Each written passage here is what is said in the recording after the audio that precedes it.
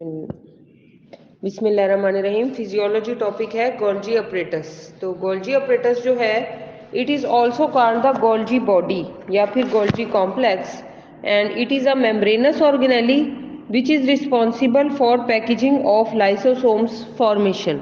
उन्होंने कहा कि इसका मकसद ये है कि ये लाइसोसोम वगैरह जो है ना, लाइसोसोम एक है लाइसोसोम ना इसमें से बनते हैं गोल्जी बॉडीज़ में से। तो ये इसकी बनाने का काम सरअंजाम देती है। और ये जो लाइसोसोम है ना, इसमें मुख्तलिफ इंजाइम्स होते हैं जो कि खुराक के हजम करने में और इनमें अहम किरदार अदा करते हैं। नेक्स्ट पेज पे आ जाते हैं। तो उन्होंने बताया कि जी फंक्शन क्या है इसका, लाइसोसोम्स का। नंबर 1 है to form lysosomes. Golgi apparatus का पहला फंक्शन ये है कि वो लाइसोसोम्स को बनाता है। नंबर 2 है to form the secreting cells, यानी ऐसे सेल्स बनाता है जो कि सिक्रीशन करते हैं, यानी कि कोई ना कोई रतूबत जो है वो अपने अंदर से खारिज करते हैं। उसके बाद उन्होंने बताया this is the additional distribution centre of protein and lipids from endoplasmic reticulum to the plasma membrane lysosomes and secreting vesicles. उन्होंने कहा कि ये एक एडिशनल डिस्ट्रीब्यूशन सेंटर है प्रोटीन का, लिपिड्स का, एंडोप्लाज्मिक रेटिकुलम के अंदर से, और लाइसोसोम जो है ना वो सिक्रीटिंग एंड सिक्रीटिंग वेसिकल्स, यानी इसके अंदर से ना बहुत सारी लाइसोसोम बनते हैं और ऐसे सेल बनते हैं जो कि रतूबतों को खारिज करते हैं। तो इस तरह की चीज़ें इसमें से बनती हैं। फोर्थ फंक्शन है कि it modifies the N oligosaccharides.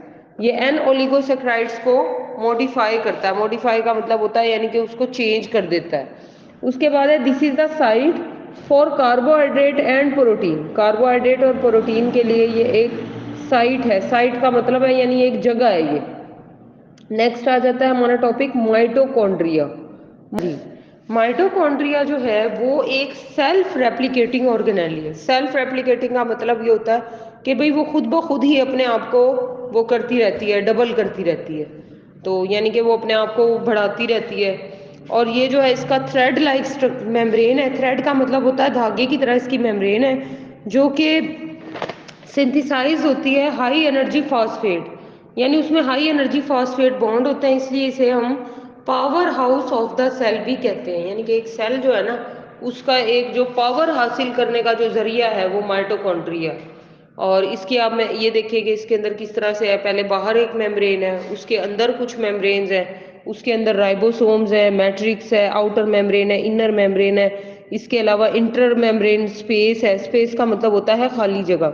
इसके अलावा उसके अंदर क्रिस्टी है। क्रिस्टी का मतलब है ये जो नोके बनी हुई है ना इस तरह। सो ये these are called the cristae. आगे उन्होंने बताया इसका structure. So this is a lipid bilayer protein membrane, यानी लिपिड्स का मतलब क्या होता है, फैट्स। फैट्स की बनी हुई इसकी मेम्ब्रेन है और इसमें दो पार्ट्स हैं, आउटर मेम्ब्रेन है और इनर है।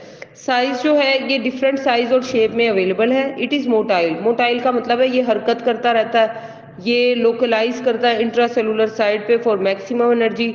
और इट इज़ वाइड 0.5 से लेके 1 माइक्रोमीटर तक वाइड है ये, और लेंथ इसकी 10 माइक्रोन मीटर तक होती है।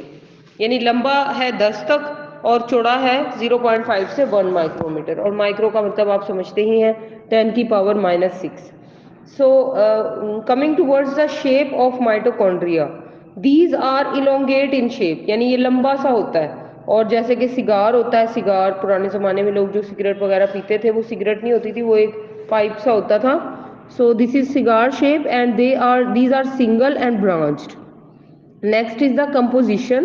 Proteins and lipids in the lower quantity and small quantity of the DNA and RNA are present in it.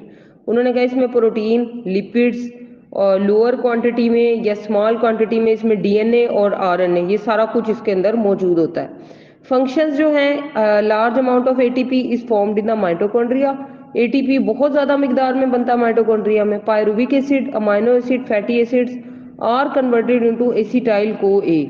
तो पायरुविक एसिड, अमाइनो एसिड और ये सारी चीज़ें एसिटाइल को ए में कन्वर्ट होती हैं। Acetyl co A is broken into hydrogen and carbon dioxide.